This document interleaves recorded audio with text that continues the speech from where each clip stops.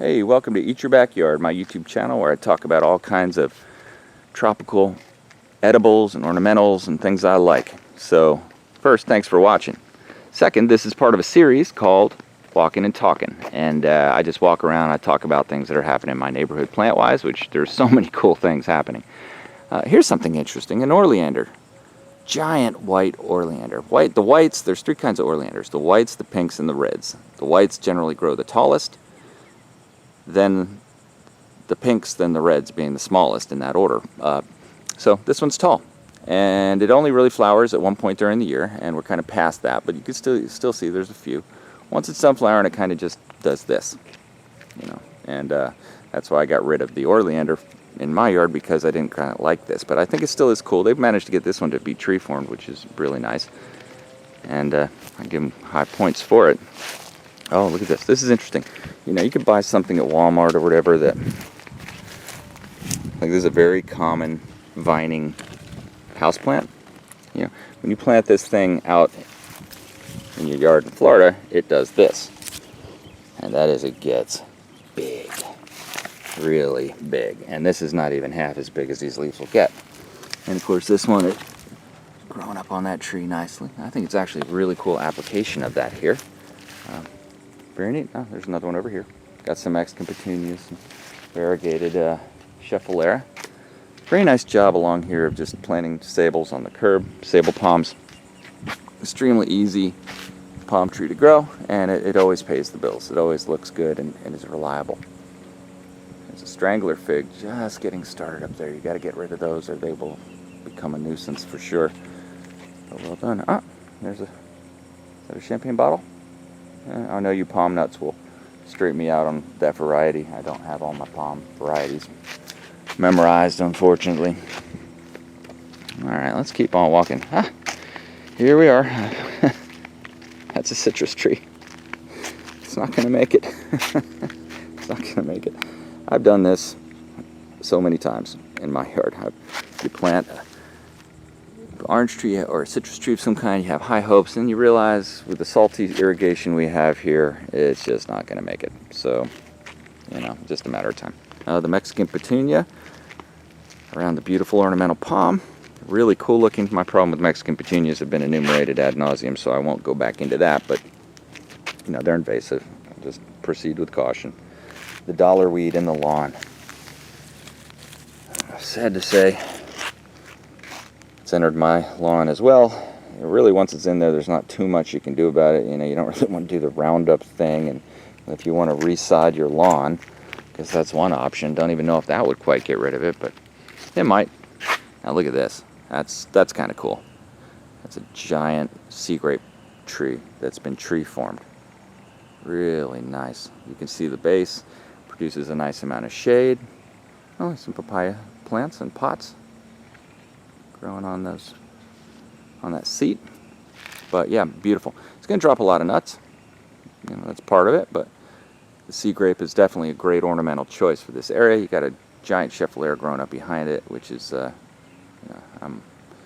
is what it is. But I really like this the Mexican Petunia around the ornamental palm and the symmetry of it on both sides of the driveway. Looks super cool. Definitely get style points for that, and bold points for growing the Mexican Petunia ever. Oh yeah, here it is again, that vine. Look at how big that vine gets when grown outdoors. Simply gigantic, and also very beautiful. I like how the leaves do that split thing they do. It's cool, and of course, always cool to see the branches and leaves of the Norfolk pine, which is simply, you know, gigantic. That's what that thing's doing. It is just reaching for the sky. Really incredible. Closest thing we have to a Christmas tree here for sure, and you know, worth enjoying. Ah, look at this. Soft petal agave. Got that bird of paradise, giant bird of paradise behind there. Ah, here we go. Papaya, fruit points. Female papaya. It's even got some little papayas up there. Yeah. Nice. Oh, looks like growing some that vine on the fence. The bougainvillea. Look at it. Bougainvillea. There's a certain kind of fertilizer you add to bougainvillea to make it flower heavily. You know, that one's not. That's what typically happened to me. I never got that figured out, but lots of spines and thorns on that thing, so kind of a tough one to grow. I forget the name of this one. I had grown it in my yard before. Very sticky flowers. It wants to kind of be branch, you know, spread out and be real spindly, but if you keep it like this, it produces these beautiful blue flowers. And I think it looks incredible right there. They've obviously figured out how to grow that thing. Very cool. Oh, and here's the regular Dwarf Schefflera. Just so hardy, so hardy. You know, line of the sidewalk plant, that's kind of an issue. But you know, the good news is you could trim this thing back, you know, trim it way back, and you would have something that would be way out of the way of the sidewalk, and it would also get real thick real fast. You know, maybe this big.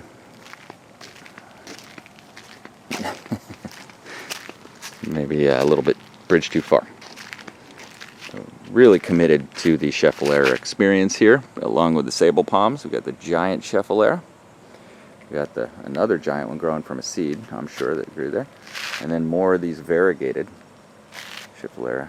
Now, years ago when they first planted this, it was really cool. They had two layers. They had a layer that stepped out in front of this variegated Schefflera, trimmed down to here, and then behind it, you can see it's still there.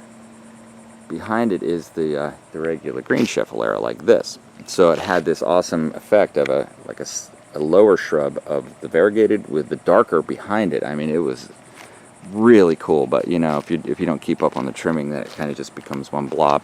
Still cool, but definitely you know, not what it used to be. It just takes a lot of trimming to stay on top of that, which is, you know, is what it is. Oh, here we go. Yeah, the shrubs and the Mexican Petunia.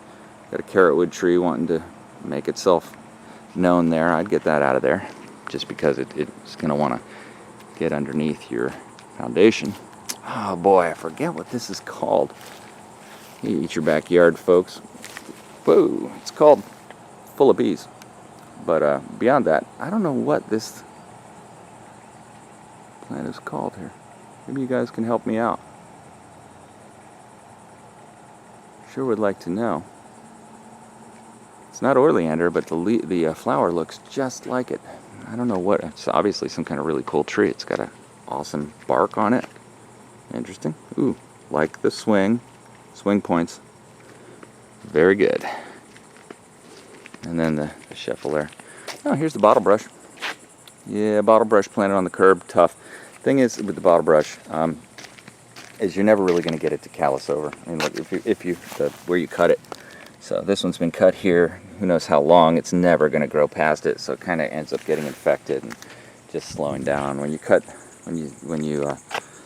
do this kind of thing where you just cut off, nub it, you know, it's really not going to heal that way. That's the film. And we got things where we just cut it off here, and it just doesn't like to be trimmed.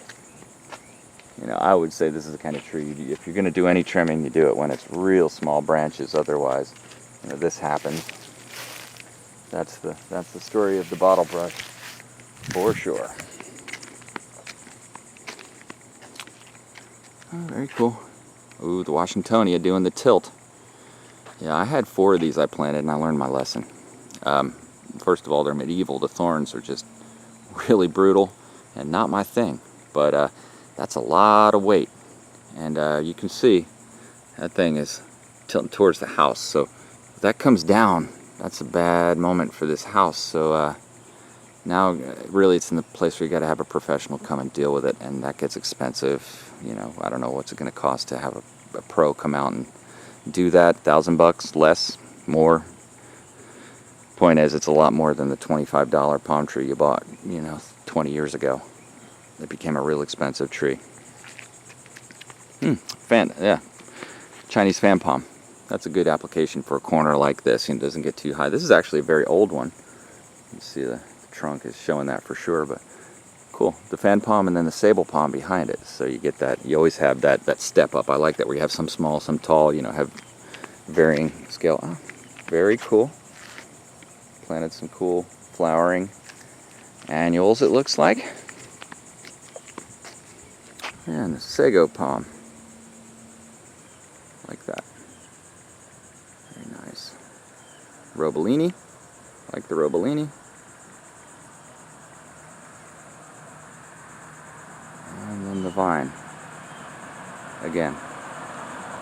So hey, if you like these kinds of videos, then go ahead and subscribe to Eat Your Backyard. And you'll see lots of them like this. This is part of an ongoing series called Walking and Talking, and I hope you like it. Thanks for watching Eat Your Backyard.